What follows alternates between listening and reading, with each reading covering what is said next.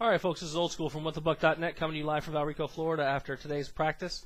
Training camp day 2. One practice today over in the hot sun at One Buck Place. And I got to tell you, overall, it was a relatively boring practice. I don't think it was the fault necessarily of the players, but a lot of the activity was happening on the north end of the fields. So as I mentioned before, we have 3 fields going west to east. Most activity has been on 1 and 2. They haven't used field 3 at all, other than for a camp that seemed to be going on today before practice.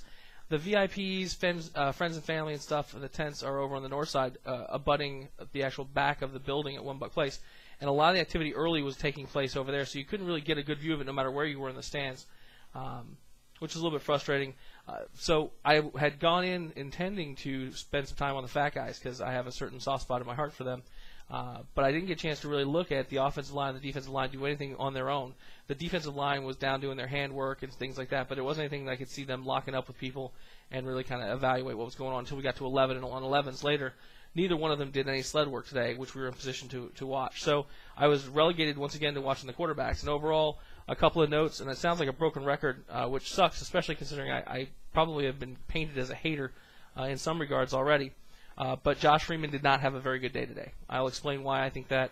Hopefully you'll understand. I am being objective. He's a Buccaneer now. I want him to do well. In fact, I think that for a rookie quarterback, he's probably doing fine. But I think for what people thought he would be able to do coming in or claim that they wanted him to do coming in, he is not where they thought he was going to be, and I'll explain that in a second. Additionally, Byron Leftwich continues to struggle, and for the same reasons, right? Not for the same reasons as Josh, but for the same reasons he's struggled since I've seen him in Tampa, which is he is just so damn slow, it's painful to watch. Luke McCown actually had a very good practice today. He was upbeat, a lot of zip on the ball. He took some improvements from the day before when he's a little rusty throwing on the run.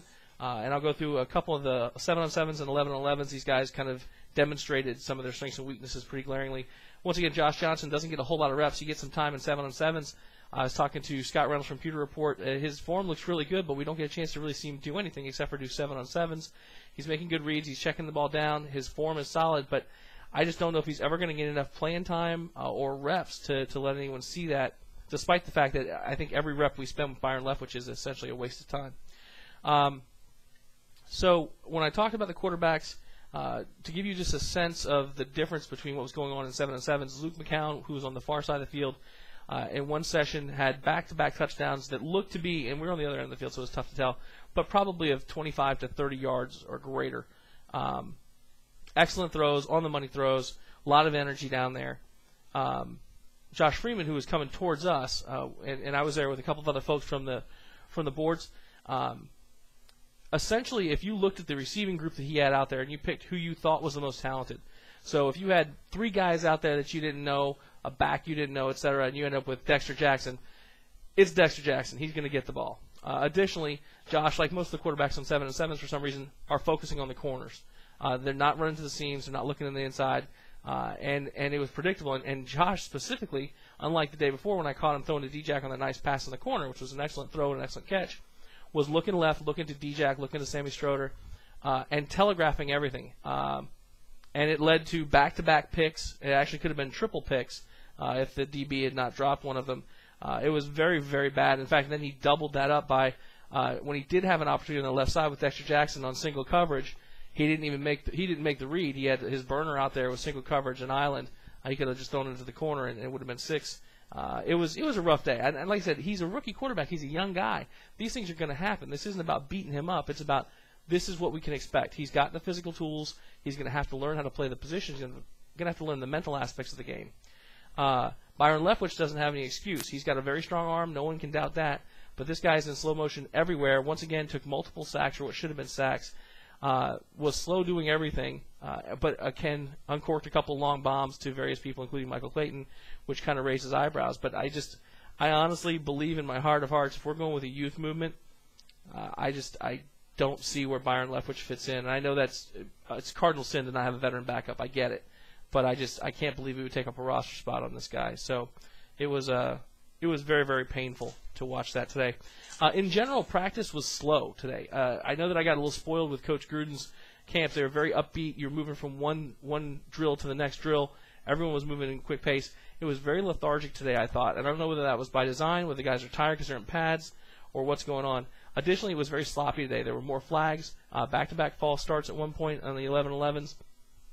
So overall, it was a little bit of a tough practice to kind of get into from a fan perspective, which is okay. That's only part of it, right? They're there to train. But we did try and catch the sleds. The DBs went over and worked the sleds for a while. We got some pictures, and as soon as I get back from dinner tonight, I'll get the pictures up for you guys, as well as the video clips that I got.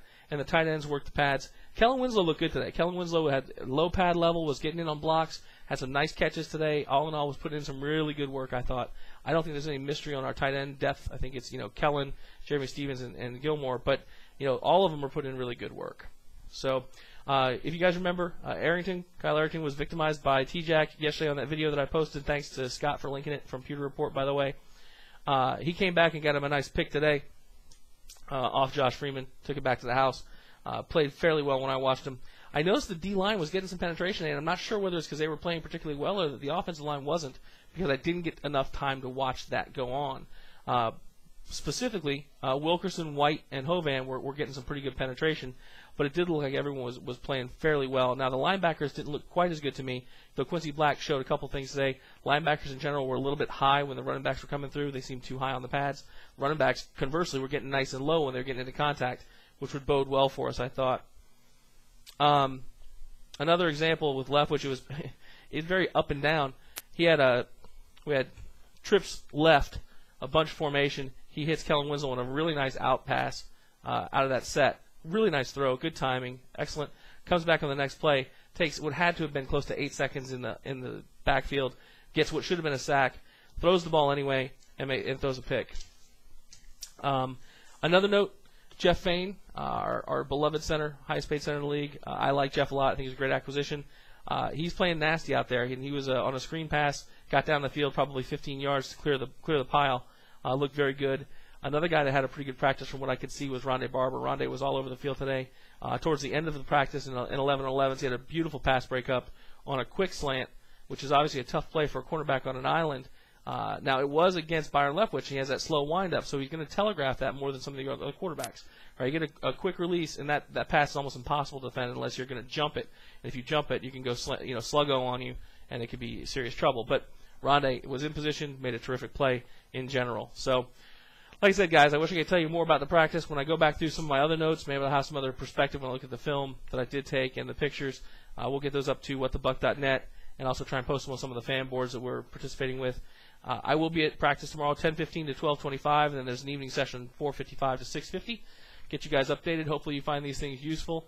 I'll try and do the text update. I put a text update from day one on our website at whatthebuck.net under 2009 training camp. I'll try and do the same thing. I'm trying to give you guys a little bit of a view for what it's like. I know some of the video quality sucks. I'm obviously not a professional videographer. I'm not supposed to have video at all. To be honest, I could probably get in some level of trouble. But I'm trying to give you guys a chance to see what it's like to be there at training camp for those of you who can't be. And hopefully you guys are seeing that. I'd love to get some feedback from you, either in the comment system in YouTube. Make sure you hit the rates, or hit us up at questions@whatthebuck.net and let us know what you think about that. We'll be talking about training camp more on our Thursday show at 7 o'clock. So thanks for tuning in, and I'll see you after my next post.